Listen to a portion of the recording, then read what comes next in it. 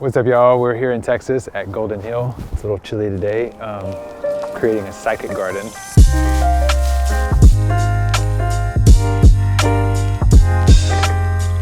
A psychic garden because it used to be called a psychic garden.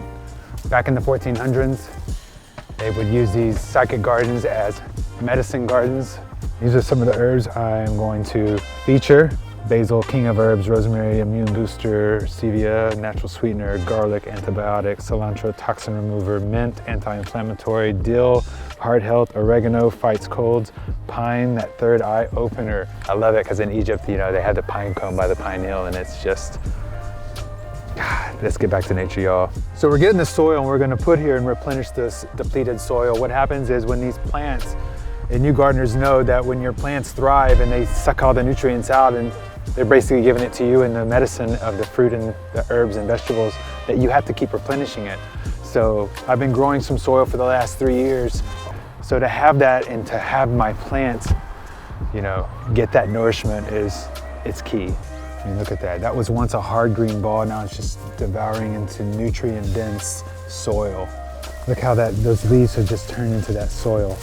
That's all crushed pine, maple, oak, cherry laurel, natural medicine. They say the weeds that grow around your house are the weeds you should consume. The universe knows, nature knows what you need. You just need to listen.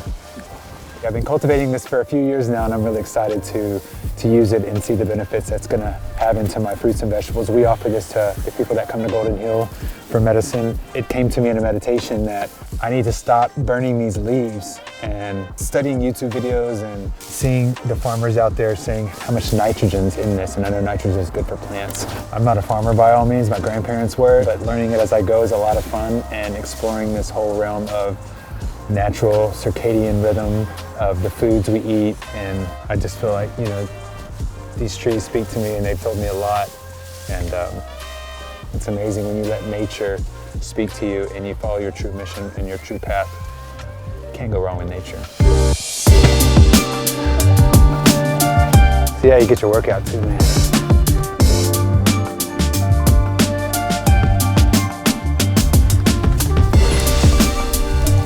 Look at that beautiful soil. I love smelling this. It just takes me there, kind of brings me back. I don't know, I can just smell the life in it and the grounding in it. It's just awesome. These pine trees keep screaming at me to tell people to eat their needles. So just nibbling on these once a day, decalcifying the pineal gland, getting that nutrient-dense energy from the pine tree. In ancient Egypt, they would say, you know, the pine cone is the way to the intuition, to the third eye. They have in the hieroglyphics in ancient Egypt depicting the pine cone on the pineal. Cilantro. I planted a few of these stalks last year, and oh my God, look at the cilantro. Has it just taken over or what? And it really likes the cold, I'm guessing, because it's in freezing temperatures here in Texas right now. We're supposed to get snow on Tuesday, which is highly unusual for Texas, but I'm curious to see how these babies survive the snow. I mean, it's just beautiful. So I do a lot of culinary cooking, and I can just come out here and harvest my cilantro. I'm excited. Got my parsley going. I wish it was more abundant than like the cilantro, but hopefully it'll get there. So parsley, we all know parsley is good for it's toxin remover like the cilantro. It's good for gum disease or anything related to the mouth. Yeah, I mean, I love parsley. I highly recommend parsley in your diet. Any herb really you can incorporate naturally from the plant. Pick it and eat it. Don't pick it and wait. Pick it and eat it. If you have a cold or something you need to alleviate immediately, pick it and eat it. Life equals life. So just know that. Why don't we eat the parsley on our plate that's used as decorative parsley? So with the garnish that they usually have on some dishes. You know, growing up, it was always on the dish. I never ate parsley. Until I knew the beneficial medicinal benefits of parsley, I never even ate parsley. You'll usually eat it right after you get done with your vegetables or your meat as a palate cleanser. So it gives you all those new tastes, all those new aromas. Get into parsley. Let's eat some oregano. So last week, Blake and I were working we're setting this up and he had the sniffles. It was kind of raining. It was a little chilly, foggy. and this plant just spoke to me. Give it to Blake. He ate the plant, and it, you know, in 10 minutes, it kind of alleviated some of the symptoms. I don't know. How'd you feel? It felt pretty good. Helped clear out all that nasty. Yeah. So just eating it every morning fights colds. Have you ever had fresh oregano, Montgomery? Yeah, I've had it before.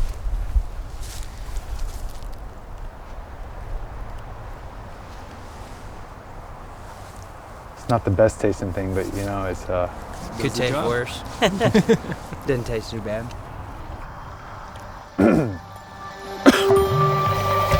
So we got a crystal stone in the garden to help with the grounding of the plants. We were told by a crystal lady that comes here, put a crystal in your garden, see what happens.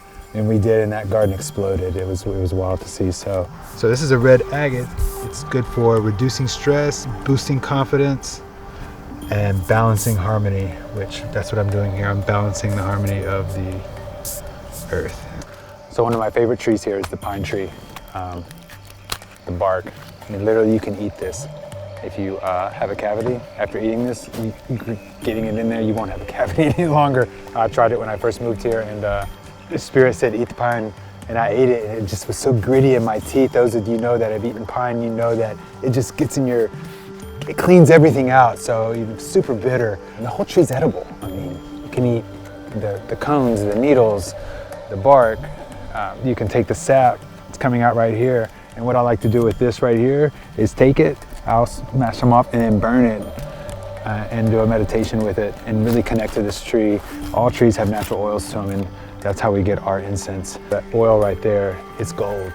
So I'm always kind of like, oh no, protecting it. All that sap coming out right here. It's a big pocket, and I'll break that off and I'll crush it up into little pieces and I'll burn it on my charcoal. Set an intention, always come out here giving thanks to the tree, giving it a hug. I mean, we should all hug a tree, right? It's such a beautiful source of energy that we've totally been stripped from learning about. You know, we weren't taught about trees in school. In high school, I was in horticulture, so I studied plants and flowers and floriculture. And so it all makes sense. It just circled back. I'm living in nature, and it's unbelievable coming from the city to this. Yeah, so eat some bark. So if you're looking to cultivate your own soil and you don't have trees in your yard, I would say go to your local nursery and get mulch.